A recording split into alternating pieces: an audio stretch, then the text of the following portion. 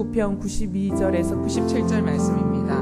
마가복음부터 먼저 읽겠습니다. 4장 35절에서 41절까지 한 절씩 교독하겠습니다. 그날 저녁이 되자 예수께서는 제자들에게 말씀하셨습니다. 호수 저편으로 건너가자. 제자들은 사람들을 뒤로하고 예수를 배 안에 계신 그대로 모시고 갔습니다. 그러자 다른 배들도 함께 따라갔습니다. 그때 매우 강한 바람이 불어와 파도가 배 안으로 들이쳐 배가 물에 잠기기 직전이었습니다. 배 뒷부분에서 베개를 베고 주무시고 계셨습니다. 제자들이 예수를 깨우며 말했습니다. 선생님, 저희가 빠져 죽게 됐는데 모른 척 하십니까? 예수께서 일어나셔서 바람을 꾸짖으시고 파도에게 명령하셨습니다. 고요하라, 잠잠하라. 그러자 바람이 멈추고 호수가 잔잔해졌습니다. 예수께서 제자들에게 말씀하셨습니다. 왜 그렇게 무서워하느냐? 아직도 다 같이요. 제자들은 크게 두려워하면서 서로 수군거렸습니다. 도대체 이분이 누구시기에 바람과 파도까지 복종하는가? 시편 119편 말씀입니다. 교독하겠습니다. 주의 법이 내 기쁨이 아니었다면 내가 고통당하다 멸망했을 것입니다. 내가 주의 교훈을 결코 잊지 않는 것은 주께서 그 교훈으로 나를 되살리셨기 때문입니다. 내가 주의 것이니 나를 구원하소서. 내가 주의 교훈을 찾으니 말입니다. 악인들은 나를 죽이려고 기다리고 있지만 나는 주의 교훈을 깊이 생각하겠습니다. 내가 보니 모든 완전한 것에도 한계가 있었지만 주의 계명에는 한계가 없습니다. 오, 내가 얼마나 주의 법을 사랑하는지요. 내가 하루 종일 그것을 묵상합니다. 아멘. 오늘 설교 말씀은요, 우리 무릎에 오셔서 말씀 한번 또 전해주셨는데, 이제 또 요르단으로 가셔야 돼서 들어가시기 전에 또 제가 우리 수요 여성 예배 오셔서 말씀 한번 또 하시면 좋겠다라고 제가 요청을 드렸습니다. 그래서 오늘 말씀을 우리 요르단 선교사님이신 우리 김사은 선교사님 나오셔서 말씀 전해 주실 텐데, 말씀 제목은 나를 살게 하심이니이다 라는 말씀으로 말씀 전해 주시겠습니다. 큰 환영의 박수로 맞이해 주시면 감사하겠습니다.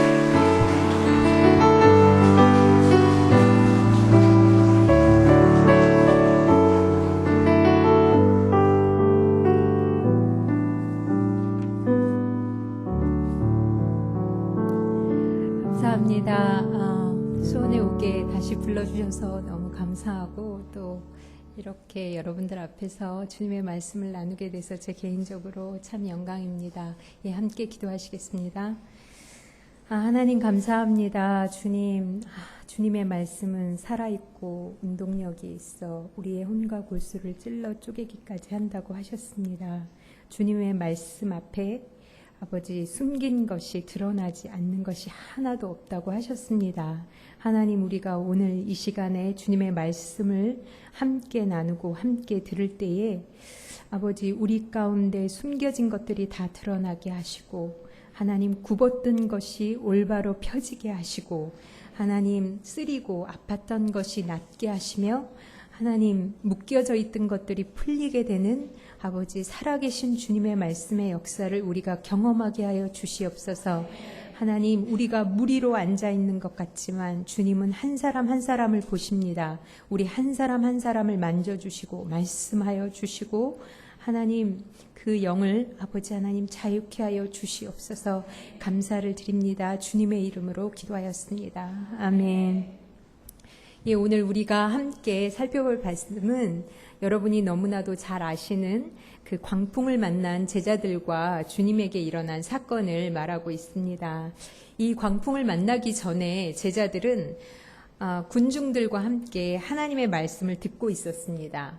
하루 온종일 들었는지 아니면 며칠에 걸쳐서 들었는지 명확하게 나타나고 있지는 않지만, 특별히 집중적으로 하나님이 다스리시는 나라, 하나님의 나라에 대해서, 또 하나님이 통치하신다면 이렇게 되는 것이다 라는 그 하나님의 나라에 대한 4가지 비유를 하루 온종일 아니면 며칠에 걸쳐서 들었습니다.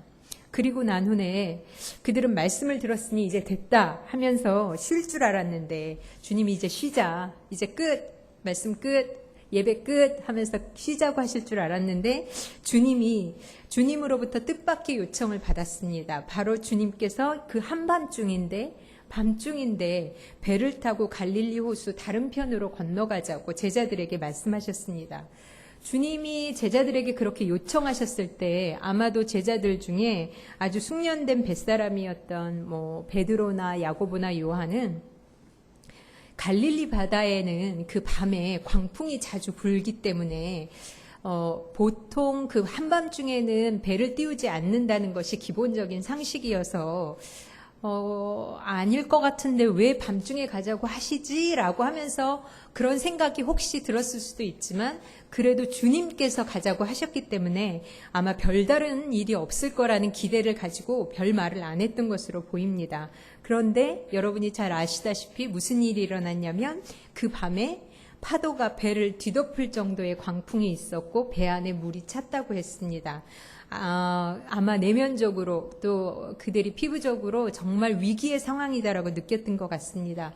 그런데 설상가상 주님은 이 와중에 또 주무시고 계셨습니다. 도대체가 바로 전에 하나님의 나라는 이런 것이다. 60배 100배 열매를 맺는다. 뭔가 그 하나님의 파워풀한 능력 있는 말씀을 전하셨던 분 같지가 않습니다. 그저 그냥 피곤한 어떤 그냥 한 사람인 것만 같습니다. 그래서 이런 상황 속에서도 주님이 주무신다는 사실에 제자들이 놀라면서 주님 저를 살려주십시오. 좀 일어나 보십시오가 아니라 왜 자신들이 죽게 되었는데도 돌보지 않으시냐고 모른 척 하시냐고 그 불평을 털어놓았습니다. 그 와중에도. 아니 불평보다도 마치 그 주님을 야단치는 듯한 그런 어조까지도 우리가 느낄 수 있습니다. 제자들은 왜 이런 반응을 보였을까요? 물론 죽음의 위협도 위협이지만 1차적으로는 주님과 같이 가기 때문에 아무 일도 없을 줄 알았는데 광풍이 일어나자 자신들의 생각과 기대에 어긋난 것에 대단히 실망한 듯 보입니다. 비단 이 제자들뿐만 아니라 우리들도 사실 주님과 동행하는 신앙의 여정에서 예상치 못한 어려움이나 어떤 삶의 문제들을 만나면 우리 내면 깊숙이 하나님에 대한 실망 혹은 서운함 또는 심한 경우에는 원망함이 터져 나옵니다. 여러분이 입으로 하나님 어떻게 이러실 수가 있어요? 라고 말씀을 안 하실 수는 있겠지만 여러분이 어떤 일을 만났을 때 그 여러분에게 스쳐가는 생각들을 보면 그 마음에 가득한 것이 입으로 나오고 결국에 그 생각이 여러분을 말해주고 있는데 그 생각이 예를 들면 하나님 도대체 언제까지 내가 이 꼴을 봐야 됩니까? 하나님 내가 언제까지 여기 있어야 됩니까? 하나님 언제까지 이러실 겁니까? 하나님 왜 나한테만 이러십니까? 왜 쟤한테는 안 그러시는데 왜 나한테만 이러십니까? 주님 저를 사랑하십니까? 그 다음에 이제 주님 저를 사랑하십니까에 의심이 가면 이제 우리가 어디까지 가냐면 주님 도대체 제가 이렇게 고난받는 것은 아십니까? 거기에서 이제 한 발짝 더 나가면 주님은 도대체 살아계십니까? 하나님은 이 땅에 계십니까? 계속해서 꼬리에 꼬리를 물고 계속해서 저희의 생각이 활개를 치는데 사실 이러한 생각들은 이러한 실망들은 이러한 원망들은 어디서 나오냐면 하나님의 뜻과는 무관하게 나 혼자 상상하거나 내가 만들어 놓은 나의 기대나 전제들이 그 전제들 가운데 내가 묶여지기 때문에 그 전제들이나 기대들이 이루어지지 않았을 때 내 기대대로 하나님이 움직여주지 않았을 때 우리에게서 나오는 자연스러운 반응일 수 있습니다. 여러분이 생명의 삶으로 그 큐티를 하셨다면 그 열왕기하 5장 11절에 나아만 장군의 이야기를 아마 묵상하셨을 겁니다. 나아만 장군이 문둥병에 걸려서 엘리사에게 치료함을 받으려고 이스라엘까지 시리아에서 이스라엘까지 말과 전차를 몰고 그냥 이스라엘 간 것도 아니고 그 집까지 엘리사 집까지 나아만이 병고침을 받으러 갔습니다. 그랬는데 엘리사가 나와서 만나주지도 않고 그냥 요단강에 7번 씻으라 도대체가 말도 안 되는 말을 나아만 장군에게 했습니다. 그랬을 때 나아만 장군의 그 반응이 어땠습니까? 쉬운 성경에는 내가 생각하기를 그가 나올 줄 알았다. 엘리사가 나를 만나줄 줄 알았다. 내가 기대하기는 내가 생각하기는 그가 나올 줄 알았고 내가 기대하기는 그가 여호와의 이름을 부르며 손을 내 아픈 부위에 흔들어 나를 낫게 할 줄 알았다. 자기의 시나리오가 다 있습니다. 내가 왔고 당연히 내가 생각하기에 그는 나를 맞아줘야 되고 어떤 방법으로 여호와의 이름을 먼저 부르고 손을 흔들어 내 아픈 부위에 손을 흔들어 나를 낫게 한다. 자기의 전제와 기대와 시나리오를 다 갖고 있습니다. 그런데 무슨 일이 일어났습니까? 나아만 장군의 그 전제와 시나리오와 그 생각대로 엘리사가 움직여주지 않았습니다. 나오지 않았고 내 생각과 반대로 나오지 않았고 자기의 기대와는 반대로 아픈 부위에 손을 흔들어서 고치는 게 아니라 말도 안 되는 요단강에 가서 7번 씻으라고 그랬을 때 나아만 장군은 너무나 화가 나서 다시 돌아가려고 했다고 성경에 나와 있습니다. 만약에 나아만 장군이 화가 나서 그냥 돌아갔다면 그는 어떤 생각을 했을까요?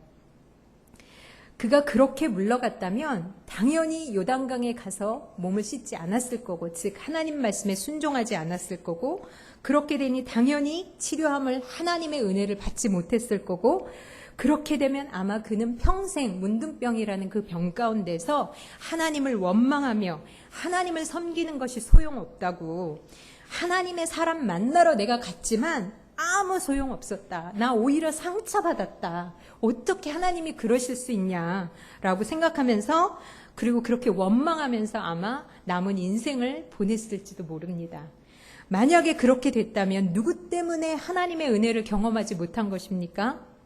나아만 장군 자신 때문에 하나님의 은혜를 경험하지 못한 것입니다. 자기의 생각을 생각대로 움직여주지 않았기 때문에, 자기를 쉽게 말하자면 높여주지 않았기 때문에, 자기의 그 자존심, 나를 섬겨줘야 되고 나를 높여줘야 되는데 상대방이, 엘리사가, 하나님이 나를 높여주지 않았기 때문에, 내 생각대로 움직여주지 않았기 때문에 그는 분노하게 됐을 것입니다. 이것은 나아만 장군뿐만 아니라 우리도 마찬가지입니다. 우리가 때로 예배 가봤자 아무 소용없어. 무슨 스쿨, 무슨 프로그램 아무 소용없어. 하나님 나아가봤자 소용없어. 기도해봤자 소용없어. 하나님 아무것도 안 해주시더라. 그렇게 말할 때 한번 여러분이 생각해 봐야 할 것은, 혹시 내가 이 나아만 장군처럼 내가 생각한 거, 그 다음에 내가 예상하는 시나리오, 하나님은 이렇게 움직여야 된다는 나의 전제나 나의 기대감에 하나님을 묶어놓고 내 자신을 묶어놓고, 더군다나 한 발짝 더 나가서 다른 사람도 묶어놓고 혼자서 상처 입고 혼자서 화내고 혼자서 난리를 부리는 건 아닌지 한번 생각해 봐야 합니다. 그렇기 때문에 우리가 기도할 때도 하나님이 하실 영역을 막 침범해서 기도합니다. 하나님의 뜻을 이루소서라고 우리가 말은 하지만 하나님은 반드시 내가 원하는 방식으로 응답하셔야 하고, 하나님은 반드시 내가 원하는 결과를 주셔야 합니다. 그래야 하나님이신 겁니다. 내 생각에. 그래야 하나님이 되실 자격이 있는 겁니다. 내 생각에. 그래야 하나님은 내가 믿어드릴 만한 하나님이신 겁니다. 내 생각에. 내 감정이, 내 느낌이. 언제부턴가 우리들 사이에서 하나님을 경외함, 하나님의 주권을 인정하는 것이 희미해지기 시작했습니다. 사라지기 시작했습니다. 오직 내가 평안할 때, 내가 좀 상황을 조절할 수 있을 때, 가늠할 수 있을 때는 하나님을 경외하는 듯이 하나님을 섬기는 것처럼 보이지만 내가 원하지 않는, 내가 뜻대로 내 맘대로 조정이 되지 않는 그런 상황이 오면 즉각적으로 나의 숨겨진 본 모습이 나오게 됩니다. 이것은 비단 우리 한 사람 한 사람 개인에게 국한되어 있지 않습니다. 여러분이 잘 아시는 민수기 14장을 보면 가나안 땅을 싸워서 취하라는 그 여호와의 말씀에, 하나님 말씀에 불순종한 이스라엘 백성들을 봅니다. 그런데 이 이스라엘 백성들이 싸우기 싫어서 죽기 싫다고 그렇게 울면서 통곡하면서 난리를 치다가 어떤 모습까지 급기야는 보이게 되냐면, 여호수아와 갈렙이 이스라엘 백성들이 내가 죽게 되었다고, 가나안 땅이 뭐냐고, 내 자녀와 내 부인들이 다 잡혀가게 되었다고, 이제 우리는 어디로 가야 하냐고 그냥 완전히 하나님의 약속을 놓쳐버리고 막 엉뚱한 대로 방황하는 모습을 보면서 여호수아와 갈렙이 그 옷을 찢으며 마음을 찢으며 여러분 이러시면 안 됩니다. 하나님께서 우리를 기뻐하시면 반드시 우리에게 약속하신 가나안 땅을 주실 것입니다. 여러분 마음을 굳세게 하십시오. 하나님께서 우리와 함께 하십니다. 하나님보다 우리와 앞서 가십니다. 우리를 지켜주십니다. 라고 그들에게 하나님을 바라보라고 말을 했습니다. 여호와를 거역하지 마십시오. 그 백성을 두려워하지 마십시오. 그들은 우리의 밥입니다.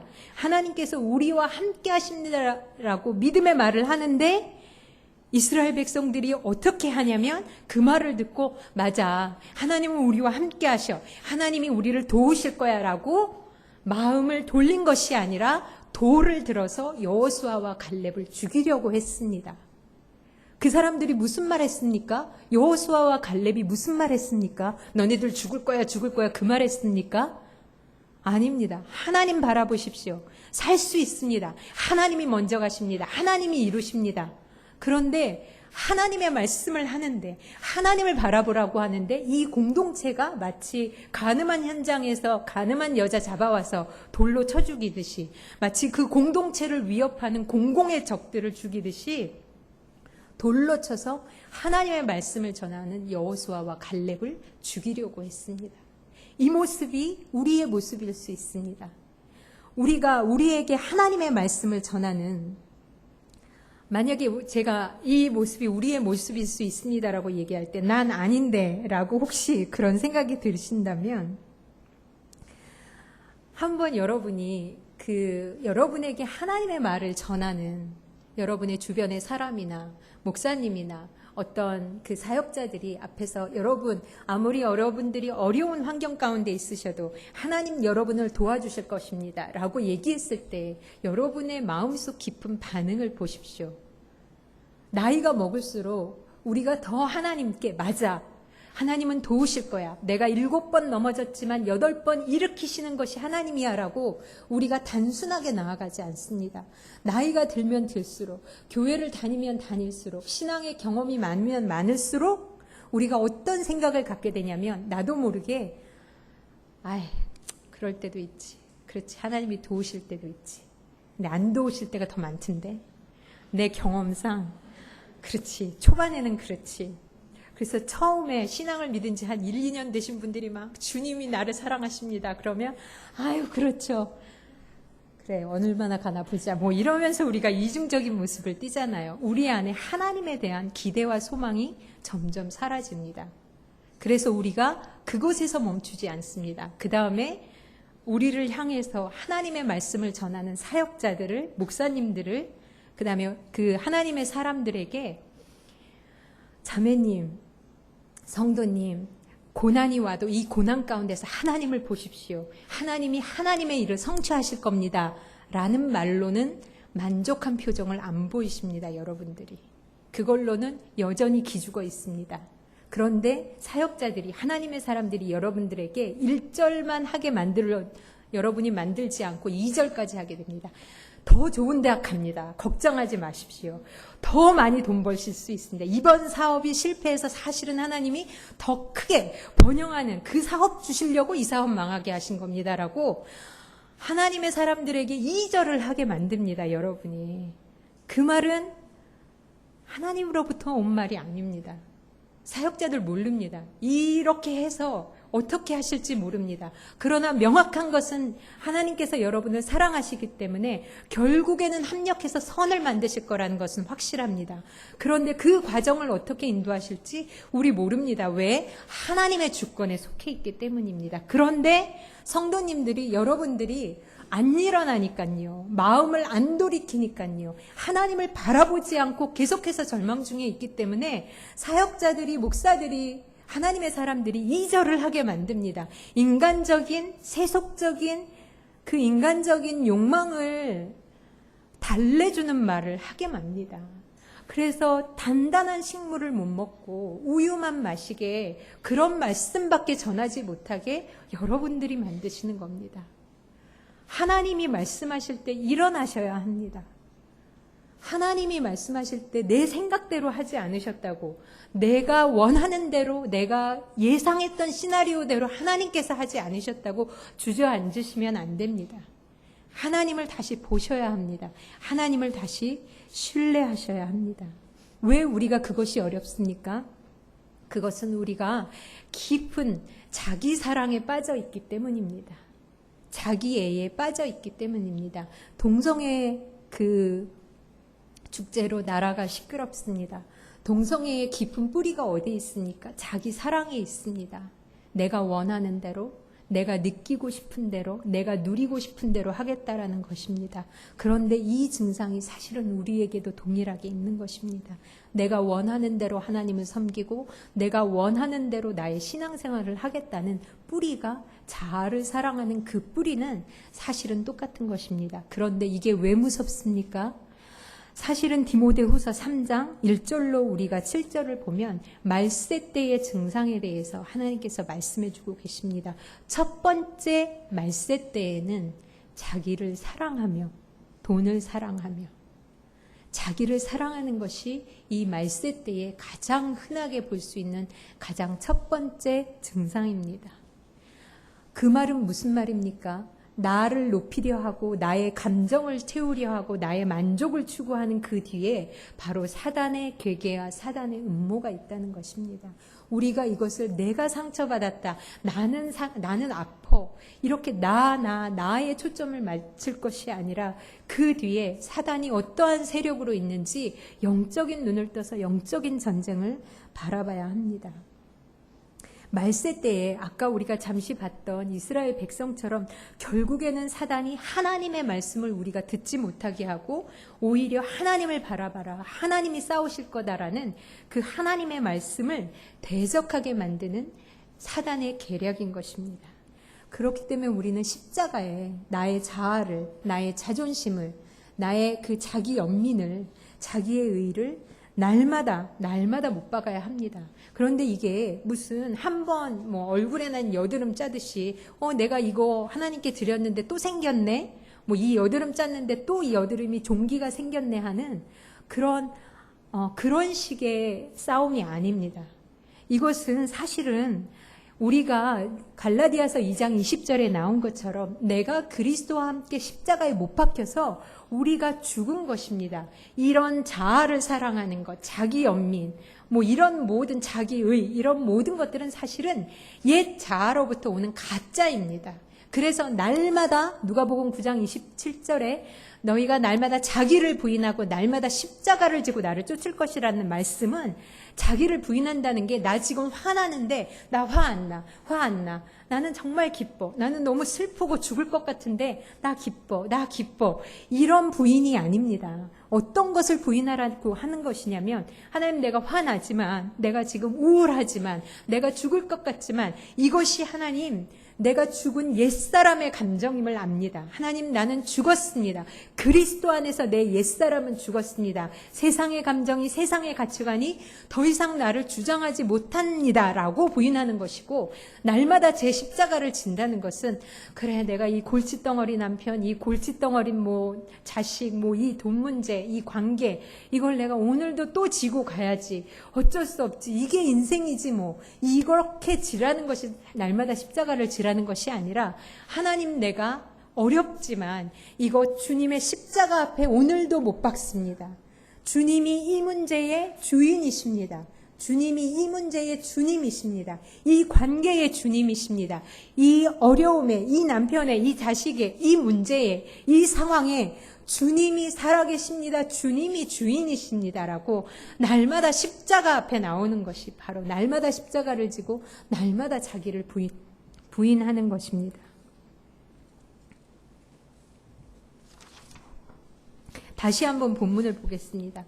사실 주님이 주무실 거라고 제자들이나 우리나 쉽게 상상할 수 있는 일은 아닙니다. 여러분이 잘 아시다시피 주님이 주무시고 계시다는 얘기는 오직 이 이야기에만 나옵니다. 오히려 시편 121편 4절에는 하나님은 졸지도 주무시지도 않는다고 하셨습니다.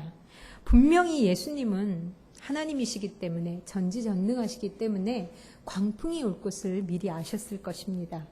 그분은 모든 것을 아시니까요. 그런데 왜 예수님은 제자들을 광풍이 이는 바다 한가운데로 건너가자고 하셨을까요? 그리고 왜 주무시고 계셨을까요? 먼저 주님은 하나님 나라, 즉 하나님의 통치가 이루어져야 하는 비유를 말씀들을 한참 나누신 후에 이제는 제자들이 현실의 삶에서 하나님의 통치가 이루어지는 것이 무엇인지를 대면하기 원하셨기 때문입니다. 제자들이 사는 삶과 사역의 현실은 광풍이 몰아치는 가운데 노를 젓는 것과 마찬가지라고 할 수 있습니다. 우리는 사실 지금 본문에 나와 있는 이 제자들처럼, 무리들처럼 여기 앉아서 하나님의 말씀을 듣습니다. 그리고 이렇게 말씀을 들을 때 사실 우리는 무엇이라도 다 될 것 같습니다. 하나님이 당장에 그 사람과의 문제 다 해결해 주시고 내 외로움, 내 아픔 그냥 다 해결해 주시는 것 같습니다. 그런데 사실 우리는 이게 다가 아니라는 것을 잘 압니다. 이제 말씀이 끝나면 다시 앞을 예측할 수 없는 캄캄하고 막막한 속으로 다시 나의 현실의 삶 속으로 돌아가야 할 것을 우리는 너무나 잘 압니다. 그런데 이것이 주님이 여러분을 여기 나와서 예배당 안에서 말씀 들어라 라고 초청하신 게 아니라 주님은 그것은 정말 첫 시작이고 정말 주님의 초청은 자 이제 건너가자. 자 이제 나가자. 그것이 사실은 메인, 사실은 주님이 여러분에게 하시고 싶은 말씀인 것입니다. 이제 나가자라는, 이제 건너가자. 이제 캄캄한 바닷속으로 가자. 광풍 속에서 배에 앉아서 노를 젓는 것은 땅에 이렇게 굳건한 판판한 땅에 앉아서 많은 사람들과 함께 하나님의 말씀을 듣는 것과는 아주 다른 것입니다. 주님은 우리가 우리의 삶에서 발을 내딛고 우리가 서 있는 이 현실이, 이 발을 내딛고 서 있는 곳이 바로 푸른 초원이나 평평한 땅이 아니라 바로 광풍 한가운데임을, 물 가운데 우리가 서 있는 것이 바로 우리의 인생임을 말씀하고 계십니다. 우리는 여러분 단단한 땅 위에 살고 있지 않습니다. 여러분 우리는 푸른 초원에 살고 있지 않습니다. 우리가 사는 세상은, 우리의 삶은 바다 위에 떠 있는 삶입니다. 그런데 우리 중 많은 사람들이 흔들리는 게 싫으니까, 명확하지 않는 게 싫으니까, 뭔가 단단하게 붙잡고 싶으니까 막 모래를 가져옵니다. 그래서 모래 위에 막 쌉니다. 돈을 막 모읍니다. 그러면 내가 흔들리지 않을 거야. 나는 안 무너질 거야. 사람들 막 인간관계 네트워크를 막 합니다. 그러면 나는 안전할 거야. 나를 아무도 버리지 않을 거야. 처음부터 아이들을 막 공부를 열심히 시켜야 하고 안전하게 흔들리지 마. 너의 인생이 흔들리면 안 돼. 너의 인생이 요동하면 안 돼. 어떻게 하면 강해질까? 어떻게 하면 단단한 인생을 살까? 나 자신에게 모래를 막 쌓아오고 돈을 쌓아오고 나뿐만 아니라 내 자녀에게, 내 주변의 사람들에게 그것을 요구합니다. 거기서 안정감을 찾으려고 합니다. 그런데 여러분, 그것은 너무나 잘못된 생각입니다. 오직 여호와께서 나의 목자가 되실 때만 우리의 인생은 푸른 초원이 되는 것입니다. 오직 하나님께서 나와 함께 하실 때만, 하나님께서 함께 하실 때만 내 인생이 굳건한 반석 위에 서 있게 되는 것입니다. 그러므로 우리가, 우리의 삶이 단단하고 평평한 이런 땅 위에 있는 인생이 아니라 바다 위에 있는 인생임을 알 때, 그리고 그것을 받아들일 때 우리를 죽일 것처럼 위협하고 우리를 막 더 이상 버티지 못하게 만들고 나는 이제 죽는구나, 내가 이렇게 망하는구나 하는 그런 강한 물결이나 광풍을 만났을 때 우리가 놀라지 않습니다. 아니, 물 위에서 광풍 만나는 거 당연한 거 아닙니까? 물 위에서 물결이 넘치는 거, 출렁거리는 거 당연한 거 아닙니까? 왜 그것이 왔다고 놀라십니까? 왜 이런 어려움이 왔다고 놀랍니까? 세상은 물결 위에 서 있는 거나 마찬가지입니다. 하나님이 우리를 그곳으로 부르셨습니다. 놀라지 마십시오. 너무나 당연한 일입니다. 내가 처한 상황이, 미래가 불투명하고 무슨 일이 닥칠지 모르는 막연함은 너무나 당연한 것입니다.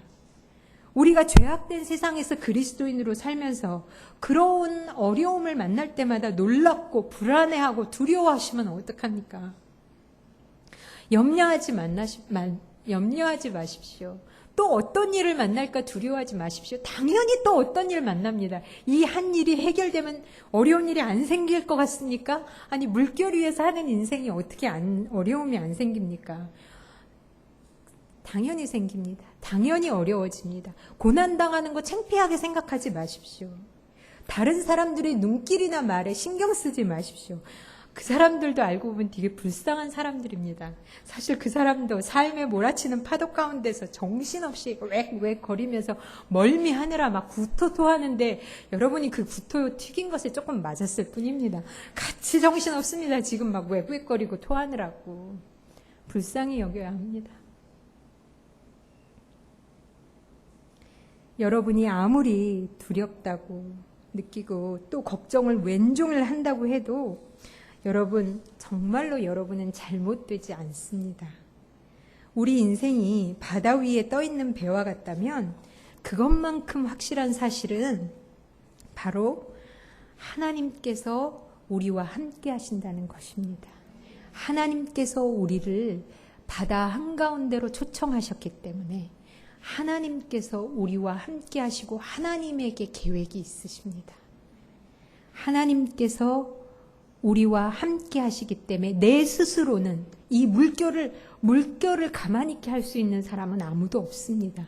물결을 잡을 수 있는 사람도 없습니다. 세상에서 무엇을 여러분이 잡겠다고 손을 뻗치십니까?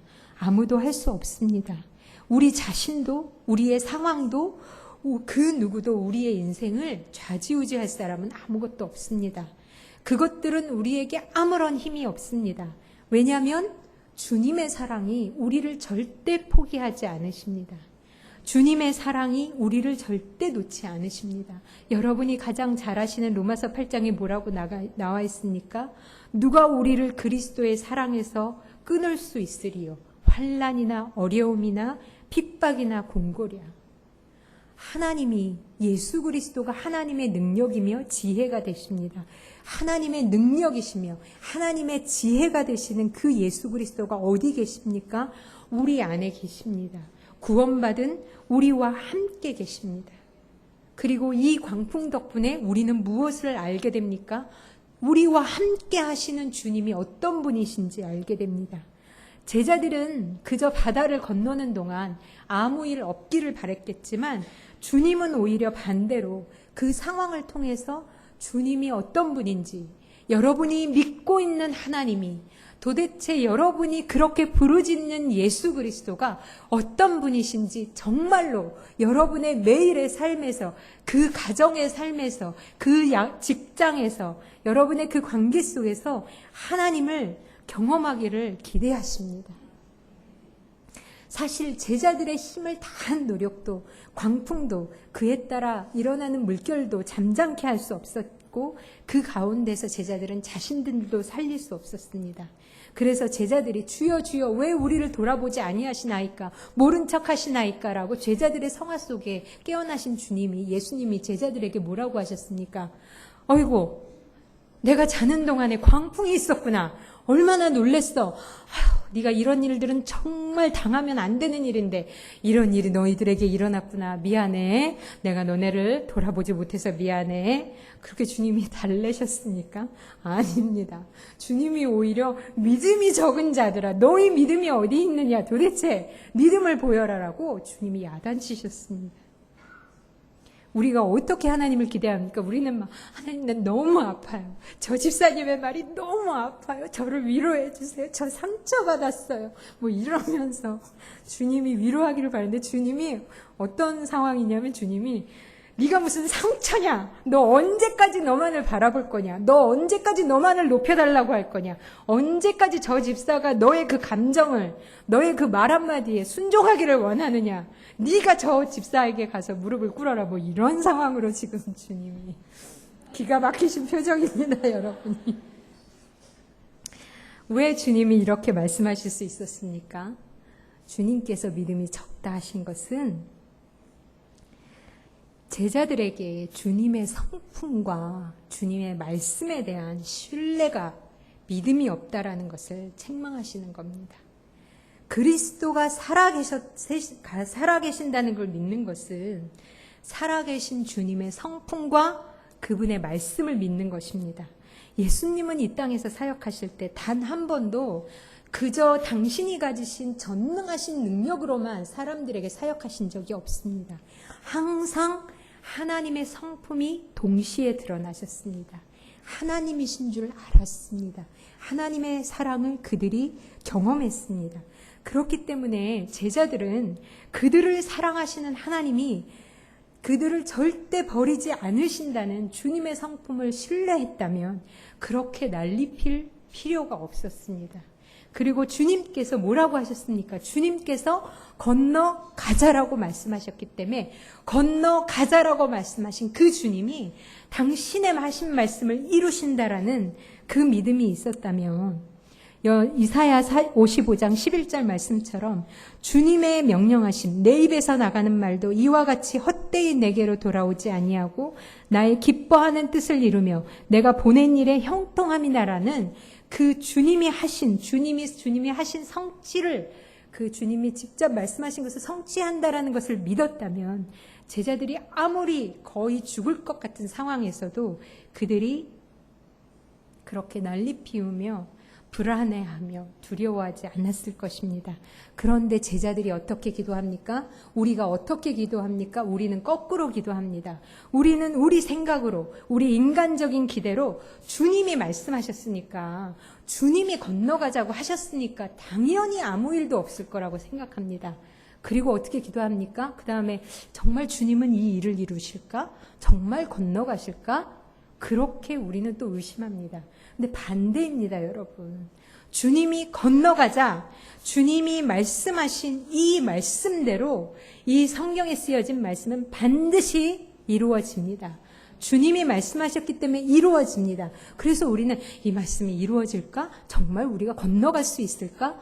그렇게 하면 안 됩니다. 주님이 말씀하셨기 때문에 성취하실 것을 제가 믿습니다 하고 믿음의 선포를 해야 합니다. 그리고 어떻게 해야 됩니까? 아무 일도 없을 거야. 주님이 가자고 하셨으니까 아무 일도 없을 거야. 내가 이 말씀에 순종해서 시작했으니까, 내가 목사님 말씀에 순종해서 시작했으니까, 내가 하나님을 섬기는 선한 마음으로 시작했으니까 아무 일도 없을 거야 라는 그 여러분의 생각과 기대는 내려놓으셔야 합니다. 그것은 하나님의 주권입니다. 어떤 때는 광풍을 일으키십니다. 어떤 때는 무리를 걸어가게 하십니다. 어떤 때는 고기를 잡게 하십니다.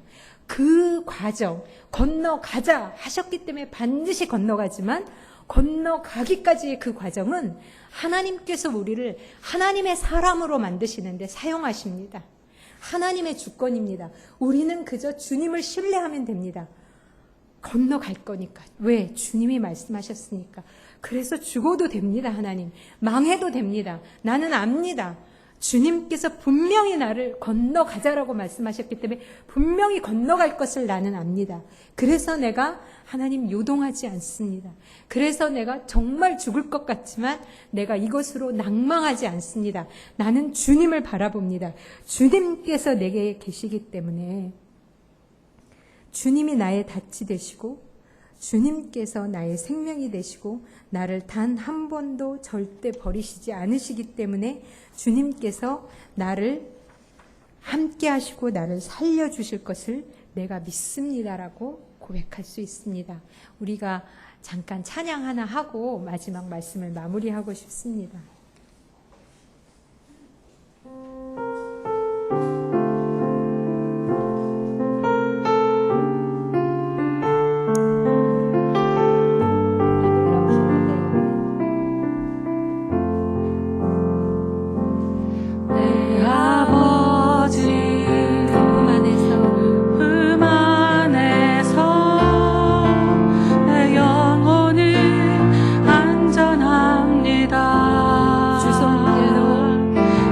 손길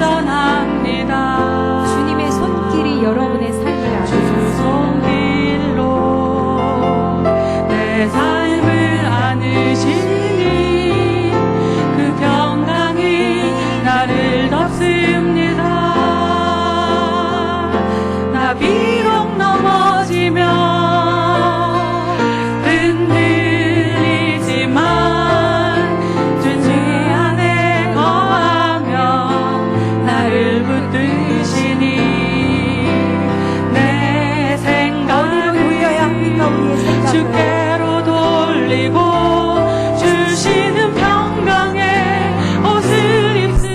우리가 어디서 평안합니까? 주 약속 안에서 내 영혼 평안해. 내 뜻보다 크신 주님의 계획 나 신뢰해. 두려움 다 내려놓고 주님만 의지해. 주 안에서 내 영혼 안전합니다. 그런데 사실 때때로 우리의 삶에서 주님이 마치 자 건너편으로 건너가자라고 말씀하신 다음에는 어느샌가 주무시는 것처럼 도대체가 주님이 우리의 삶 가운데서 이 문제 가운데에서 이 관계 가운데에서 느껴지지 않는 순간들이 있을 수 있습니다. 그러면 우리가 막 살려고 내 지혜로 인간적인 방법들을 모두 다 동원해서 막 하다가 안 되기 때문에 좌절하고 절망하고 분노합니다. 그러나 분명한 사실은 주님께서 십자가에서 내 죄를 대신해서 죽으시고 다시 부활하셔서 내 안에 살아계시고 내 주님이 되셔서 주님께서 나와 함께 주와 함께 그 상황 속에서 그 관계 속에서 그 문제 속에서 함께 계신다는 것입니다. 내가 주님을 잊어버릴 수는 있어도 주님은 절대 우리를 잊어버리지 않으십니다. 주님은 우리를 구원해 놓고 새 삶을 주시고 자 이제 살아봐. 이제 너가 좀 나를 좀 섬겨봐. 내가 너 위해서 십자가에서 죽었잖아. 이제는 네가 좀 해야지. 너 언제까지 이렇게 살 거야. 그렇게 저 멀리에서 우리 보고 막 쫓아와봐. 좀 니네가 나를 기쁘게 해줘봐. 이런 하나님 아니십니다. 내 안에 계십니다. 내가 너와 함께 할 거야. 내가 너에게 힘을 줄 거야. 나의 능력이 너의 능력이 될 거야. 나의 지혜가 너의 지혜가 되는 거야 라고 그리스도가 그리스도의 삶을 내 안에서 살아게 하시는 겁니다. 내가 살아드리는 게 아닙니다. 내가 흉내내는 것이 아닙니다. 주님께서 사시는 것입니다. 주님께서 사역하시는 것입니다. 우리가 오직 믿음으로 주님께서 내 안에 살아계시다는 것, 그리고 그분이 하신 말씀을 성취한다는 것을 우리가 믿음으로 붙잡을 때 우리는 물에 빠지는 자가 아니라 물 위를 걷는 자가 되고 폭풍을 뚫고 살아나는 자가 되는 것입니다. 우리가 믿음으로 사는 것입니다. 마지막으로 어떻게 광풍이 잠잠해졌습니까? 내 안에서 예수가 드러나시면, 내 안에서 예수가 일어나시면 모든 소요가 다 잠잠해집니다. 예수의 입에서 나오는 말씀이 나를 살립니다. 결국 주님의 입에서 나오는 주님의 말씀이 임해야만, 잠잠하라라는 주님의 말씀이 임해야만 우리가 살 수 있습니다. 그러면 우리가 어떻게 해야 합니까? 주님 말씀하시옵소서. 주의 계집종이 듣겠나이다라는 마리아의 고백이 날마다 그 문제에 있어져야 됩니다. 주님 이렇게 하시옵소서. 이렇게 하시고 싶지 않으십니까? 주님은 좀 이런 식으로 주님한테 유도신문 내지는 유도기도 좀 하지 마십시오. 그냥 주님 말씀하십시오. 무엇을 말씀하시든지 저는 듣습니다. 정말로 듣습니다. 제가 죽으면 죽으리이다 라고 주님 앞으로 정말 순종하겠다는 마음으로 주님 앞에 나가야 합니다. 많은 사람들이 저에게 그 기도에 대해서 물어보는 분들이 있어. 어떻게 하면 하나님의 뜻을 알까요? 저는 하나님의 뜻이 이겁니까 저겁니까 라고 절대로 바로 물어보지 않습니다. 저는 이건지 저건지 나에게 있는 어떤 나의 육신적인 소망과 나의 육신적인 기대와 내 시나리오를 먼저 십자가에 묶는, 십자가에 못 박는 시간을 사실은 참 많이 갖습니다. 만약에 10시간을 예를 들어서 단편적으로 10시간을 기도해서 하나님의 이것을 향하신 하나님의 뜻을 찾는다면 저는 9시간 30분은 이것을 향한 나의 욕심과 기대와 내 전제, 나 자신을 십자가에 못 박는데 9시간 45분을 쓰는 것 같습니다. 30분이 아니라 9시간 50분을 쓰는 것 같습니다. 그리고 그렇게 내 자신이 정말 십자가에 못 박혀지고 나면, 그리고 예수 그리스도와 함께 부활하고 나면 주님의 삶이, 주님의 생명이, 주님의 사랑이, 주님의 뜻이 내 안에서 살아나시면 금방 압니다. 웬만한 것은 다 말씀에 있기 때문에 금방 알고, 말씀에서 명확히 나타나 있지 않다 해도 주님의 원리가 우리에게 지혜를 줍니다. 예수 그리스도가 지혜이시기 때문에 주님이 지혜로 오십니다. 내 안에 지혜가 있잖아요. 고린도전서에 예수님이 하나님의 능력이고 하나님의 지혜라고 했습니다. 그 하나님의 능력과 지혜가 내 안에 계시잖아요. 나에게 끊임없이 말씀하고 계시잖아요. 왜 못 듣습니까? 우리가 하나님의 음성을 듣습니다. 여러분이 100% 하나님 말씀하시면 나는 순종합니다라는 마음만 가지면 하나님이 크게 말씀하십니다. 우리가 119편 본문을, 다른 본문에 뭐라고 나와 있습니까? 고난 중에 주님의 말씀 때문에 멸망하지 않게 되었다고 했습니다. 원수들이 나를 죽이려고 막 멸하려고 하는 순간에도 내가 오직 할 수 있는 일들은 그들과 나와 싸우는 것, 내 편을 모으는 것, 누가 나를 도와줄까? 누가 나를 이 원수의 대적에서 도와줄까? 다른 사람을 찾는 것이 아니라 하나님의 증거를 생각하며 그것을 사랑하여 읊조리는 것이라고 했습니다. 주님의 말씀이 어떤 환경을 여러분이 만나시든 어떤 문제를 만나시든 주님의 말씀이 여러분을 살리십니다. 여러분이 지금 하셔야 될 것은 모래를 막 가져와서, 사람을 가져와서, 돈을 가져와서, 계획을 막, 미래에 대한 계획을 세워서 그것을 여러분이 서 있는 땅을 단단하게 할 것이 아니라 하나님이 지금 뭐라고 말씀하시는지, 하나님이 지금 이 상황에서 내가 무엇을 하기 원하시는지 하나님의 말씀에 집중하셔야 합니다. 그렇게 하나님이 하신 말씀에 집중하면 아까도 말씀드렸지만 주님이 지혜로 우리에게 임하십니다. 그러면 여러분이 결단함으로, 선택함으로 그 주신 주님의 지혜에 순종해야 합니다. 주님은 우리한테 엘리야에게 말씀하신 것처럼, 야, 너 그릿 시냇가 가서 고기 만들어내라, 뭐 떡 만들어내라, 사르밧 과부 기름 떨어지지 않게 해라, 이런 거 안 시키십니다. 우리에게 그냥 그릿 시냇가 가라, 사르밧 과부 만나라. 우리가 우리의 일상의 삶에서 할 수 있는 것을 우리에게 요구하십니다. 제가 아주 지극히 개인적인 간증을 하나 하고 마치겠습니다. 제가 이 간증을 해야 하나 말아야 하나 제가 어젯밤에 심히 고민이 되었으나 여러분에게 간증을 하나 하겠습니다. 되게 대단한 간증은 아니고요. 좀 창피한, 저 개인적으로는 창피한 간증인데 제가 창피함을 무릅쓰고 하겠습니다. 저희 남편과 저희 남편이 되게 이성형이에요. 저는 감성형이고, 그래서 저희 남편이 좋은 점도 참으로 많지만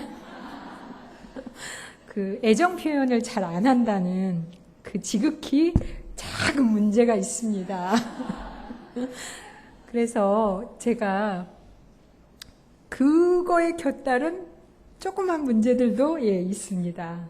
그래서 하나님 앞에 제가 한 20년은 참으면서 내가 이렇게 하면 저 사람도 내가 참은 것을 알아줄 것이다. 주님이 말씀에 오래 참으라고 그래서 사랑은 오래 참으며 그래서 참았습니다. 그런데 한 20년이 지나니까 저에게 그 갱년기 내지는 그 여성으로서 충분히 제가 나이가 먹었지 않겠습니까? 그럼 뭐가 옵니까? 분노가 옵니다. 그래서 분노함으로 남편과의 관계를 이제 시작했습니다. 그런데 어느 날 주님이 저에게 뭐라고 말씀하셨냐면, 너는 참 너희 남편을 노예처럼 섬기는구나 그러셨습니다. 그래서 주님, 저는 남편을 노예처럼 섬기지 않는데요. 노예는 어떤 사람입니까? 주인의 마음에 들어야 되잖아요. 그래서 주인의 눈치를 봅니다. 그리고 내가 이렇게 섬기면 주인님이 나에게 떡 하나 더 주시겠지. 내가 이렇게 하면 주인님이 나에게 무엇을 하나 더 주겠지라고 생각하면서 그저 내가 그 사람에게 참아주는 것, 내가 그 사람을 사랑하는 것이 사실은 그 사람에게 떡 하나 더 얻어 먹고 싶어서 사실은 내가 원하는 나의 남편의 모습이 있기 때문에 그 모습을 받아내려고 내가 그렇게 참았다는 것을 하나님이 보여주셨습니다. 그런데 이제 나의 힘과 노력으로 소용이 없으니까 이제는 내가 분노하는 것입니다.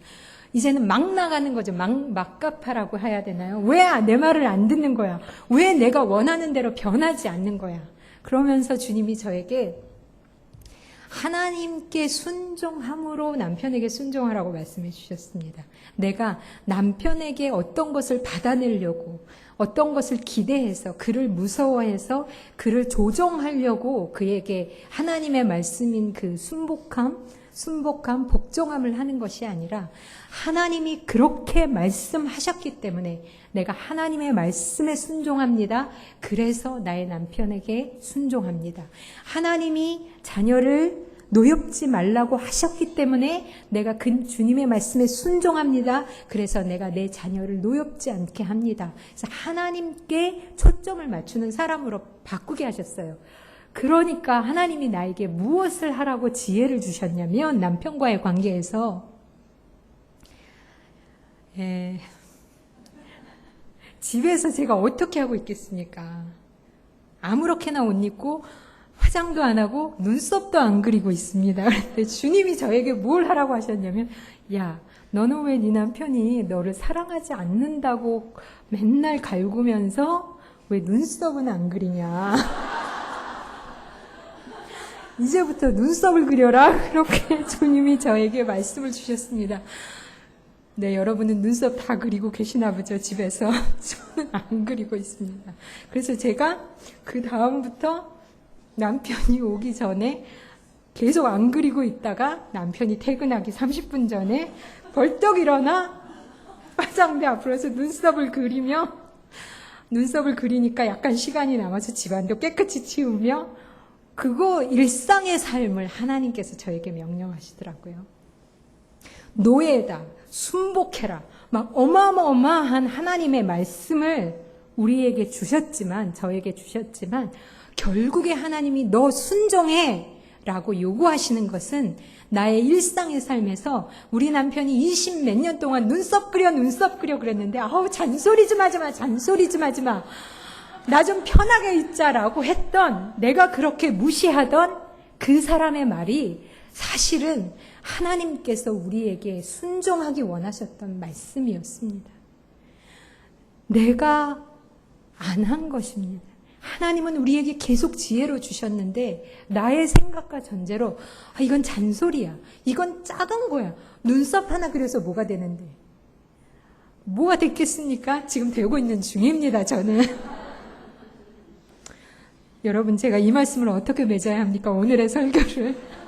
눈썹 그리는 걸로 적용을 맺을 수는 없고 하나님께서 우리 안에 계십니다. 내 안에 살아계신 주님이 하나님의 말씀을 성취하십니다. 나는 할 수 없습니다. 여러분 우리는 그리스도인의 삶을 살 수가 없습니다.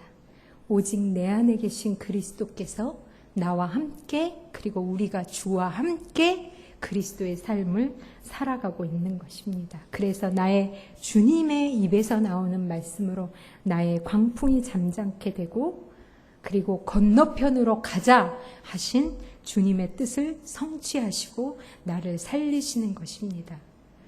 일상의 삶에서 하나님은 기적을 만들어내십니다.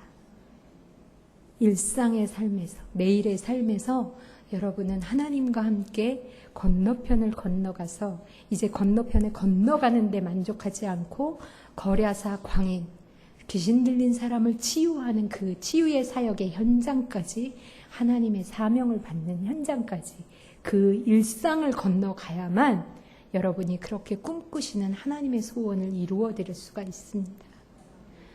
함께 기도하시겠습니다. 하나님 이 시간에 주님께 영광을 돌려드립니다. 하나님 주님이 말씀하셨기 때문에 우리가 건너감을 압니다. 그 사이에 광풍이 일던 잔잔하던 그것은 주님의 주권하에 있습니다. 나는 주님과 함께하기에 우리는 망하지 않습니다. 죽을 것 같지만 죽지 않습니다. 살아계신 주님의 생명이 우리 안에 있습니다. 우리가 한 목소리로 주님, 저는 주님 안에서 안전합니다. 한 목소리로 외치시며 기도하시겠습니다.